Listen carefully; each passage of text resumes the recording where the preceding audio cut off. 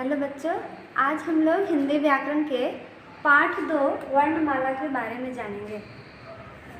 हमारे मुंह से जो ध्वनियाँ निकलती है वो भाषा होती है और ध्वनि को जब हम लिखते हैं तो वो वर्ण होती है। वर्ण उसे कहते हैं जिन वर्णों को और टुकड़े हम लोग नहीं कर सकते।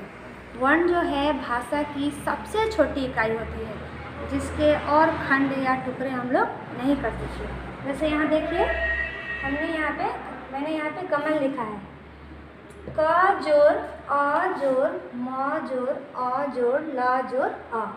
क के नीचे हलंत, ये क अगर हम बोल रहे हैं क के साथ अ उच्चारण भी आ रहा है। क अंत में अ आ रहा है। जब इस क को मैंने यहाँ अलग किया, ऐसे अलग क के नीचे हलंत लगा दिया, इसका मतलब ये क अब आधा हो गया और इस अ को मैंने यहाँ लिख दिया, अलग कर दिया। तो क जो अ मिलकर क्या बनता है? क। ठीक है, तो ये जो है ये सबसे छोटी इकाई हो गई। अब हम इसके और टुकड़े नहीं कर सकते क्योंकि इन वर्ण है इन दोनों को मैंने अलग कर दिया। तो ये हो गई भाषा की सबसे छोटी इकाई जिसके और खंड या टुकड़े नहीं कर सकते। आइए वर्ण या अक्षर की परिभाषा क्या है वो जाने। जिस ध्वनि के टुकड़े ना हो सके उसे वर्ण या अक्षर कहते हैं, या ऐसे भी कह सकते हैं भाषा की सबसे छोटी इकाई जिसके और खंड या टुकड़े नहीं किया जा सकता है उसे वर्ण कहते हैं। वर्ण 2 प्रकार के होते हैं, स्वर और व्यंजन। स्वर जिन वर्णों का उच्चारण में किसी अन्य वर्ण की सहायता नहीं लेनी पड़ती है, ये अपने आप में स्वतंत्र होती है, ये बिना किसी सहायता के बोली जाती है। इसकी परिभाषा क्या है देखिए। जिन वर्णों का उच्चारण अन्य किसी वर्ण की सहायता के बिना किया जाता है वे स्वर कहलाते हैं। वो स्वर 11 होते हैं। देखिए क्या क्या है। अ आ हर्षे दीर्घ हर्षव दीर्घ री ए ऐ ओ औ, ये संख्या में 11 होते हैं। और अंग और अह जो है वो क्या है? अयोग वा, यानी अंग जो है अनुस्वार और अह जो है वो विसर्ग कहलाता है। अब है व्यंजन। व्यंजन यानी जिन वर्णों के उच्चारण में हमें स्वरों की सहायता लेनी पड़ती है, बिना स्वर के हम लोग व्यंजन की उच्चारण नहीं कर सकते। यहाँ देखिए, व्यंजन जिन वर्णों के उच्चारण के लिए स्वरों की सहायता लेनी पड़ती है वे व्यंजन कहलाते हैं। यहाँ देखिए क ख ग घ अंग च छ ज ज, ये जितने भी हैं ह तक, यहाँ भी है अक्षर तरह ज्ञ स्र, है ना, ये जितने भी हैं ये सारे क्या हैं? व्यंजन हैं। इन सब के उच्चारण में हमें इन सब के उच्चारण में जब भी हम उच्चारण करें, क ख ग घ, ये जब भी हम उच्चारण कर रहे हैं इसके अंत में अ आ रहा है, यानी ये बिना स्वर के हम लोग उच्चारण इसका नहीं कर सकते। इन सब के उच्चारण में किसकी आवश्यकता होती है? अ की। अ क्या है? स्वर है, यानी इन व्यंजन के उच्चारण में हमें किसकी सहायता लेनी पड़ती है? अ की। ठीक है, तो ये जो क से लेकर ह तक व्यंजन है इनकी संख्या 33 होती है। और ये 4 जो आप देख रहे हैं छ त्र ज्ञ अस्र, इन्हें हम लोग संयुक्त व्यंजन कहते हैं। यानी ये जो है ये चारों 2 व्यंजनों के मिलने से बनते हैं। आगे हम लोग जानेंगे इसके बारे में, अभी सिर्फ इतना ही जानिए आप कि छ त्र ज्ञ अस्र ये 4 है, ये इसे हम लोग संयुक्त व्यंजन कहते हैं। ये ढ और ढ जो है ये अतिरिक्त वर्ण है, और ये अ ज फ ये आगत ध्वनियाँ है जो दूसरी भाषाओं से लिया गया है। ये ज़्यादातर विदेशी भाषाओं को प्रयोग में जब हम लाते हैं, विदेशी भाषा जैसे अंग्रेज़ी, तब हम लोग इस ज का प्रयोग करेंगे। तो ये हो गया, ये विदेशी भाषा से आए हुए, दूसरी भाषाओं से आए हुए ध्वनि होगी। ये हो गए आपके ड और ढ जो है जिसके नीचे ये बिंदु लगा हुआ है, ये हो गया अतिरिक्त व्यंजन, अतिरिक्त वर्ण। और ये छ त्र ज्ञ अस्र जो हो गया ये हो गया संयुक्त व्यंजन।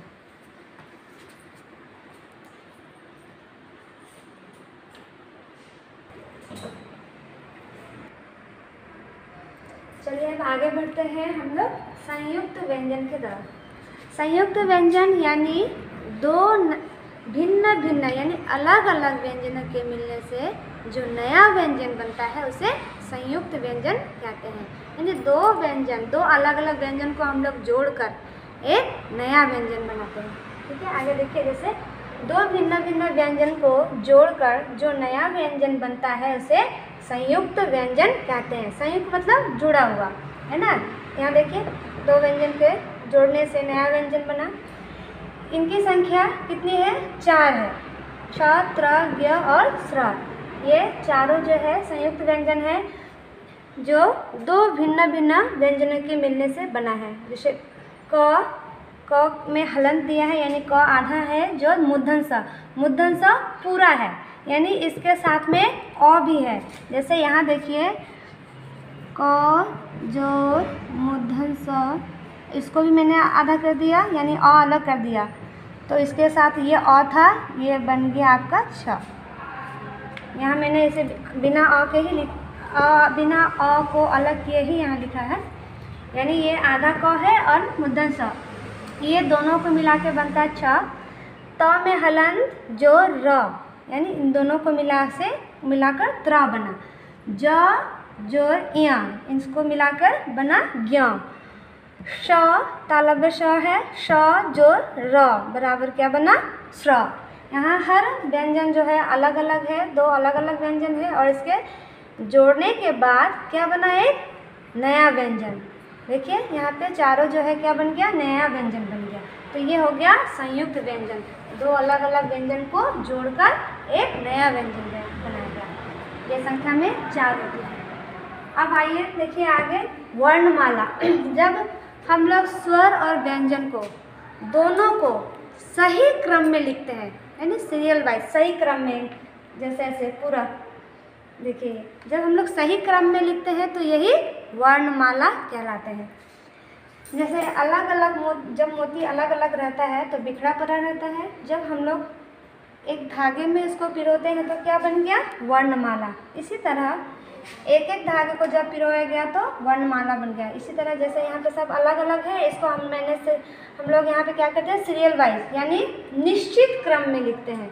जो निश्चित क्रम होता है, जैसे अ के बाद आ आता है, आ के बाद हर्षई होता है, उसके बाद दीर्घई होता है, यानी निश्चित क्रम में, सही क्रम में जब हम लोग इसको लिखते हैं सबको, तो ये क्या बन गया? वर्णमाला। ये पूरे को हम लोग कहेंगे वर्णमाला। आप चाहे तो इसको अपने नोटबुक में बना सकते हैं ऐसे वर्णमाला, और उसमें पूरा अ से लेकर पूरा यहाँ तक डालना है। ऐसे जितने ये व्यंजन है उतने सारे आपको ऐसे गोला बनाना है, और उसके अंदर भी चाहे तो आप ऐसे लिख सकते हैं। इसको आप अपने नोटबुक में भी बनाइएगा। और इस देखिए इसकी परिभाषा क्या है? वर्णों के निश्चित क्रम को वर्णमाला कहते हैं। ये ऐसे भी कह सकते हैं, जब हम वर्णों को सही क्रम में लिखते हैं तो उसे वर्णमाला कहते हैं। आइए आगे बढ़ते हैं, मात्राएं के बारे में जानते हैं। स्वरों के लिए कुछ चिन्ह जो है निर्धारित किए गए हैं, यही चिन्ह मात्राएं कहलाते हैं। जैसे देखिए, जो यहाँ पे स्वर है अ आ हर्षई दीर्घई, देखिए यहाँ अ तक ये स्वर है, और इसके लिए कुछ चिन्ह यहाँ निर्धारित किए गए हैं, है ना। यही क्या कहलाते हैं? मात्राएं कहलाते हैं। यही जो है स्वर की मात्रा हो गई। यही मात्रा जो है हम लोग व्यंजन के साथ में इसका प्रयोग करते हैं। स्वर को हम लोग व्यंजन के साथ इसी रूप में प्रयोग नहीं करके किस रूप में करते हैं? मात्रा के रूप में करते हैं। ठीक है। अ स्वर के अतिरिक्त सभी स्वर व्यंजनों के साथ जुड़कर मात्राओं का रूप ले लेते हैं। जैसे अभी बताए हैं, ये अ स्वर, अ जो है स्वर वो हर व्यंजन के साथ आता है। ठीक है, इसकी कोई मात्रा नहीं होती है, ये हर व्यंजन के साथ क, ख, ग, घ, जब हम इसका उच्चारण करें हर एक वर्ण के पीछे अ आता है। ठीक है, तो इसकी कोई मात्रा नहीं होती है, हर व्यंजन के साथ होता है इसका प्रयोग। लेकिन आ से यहाँ देखिए, आ के बाद जो है औ तक इसकी मात्राएं बन जाती है। ये मात्रा, ये चिन्ह जो है मात्रा के रूप में व्यंजन के साथ प्रयोग में लाई जाती है।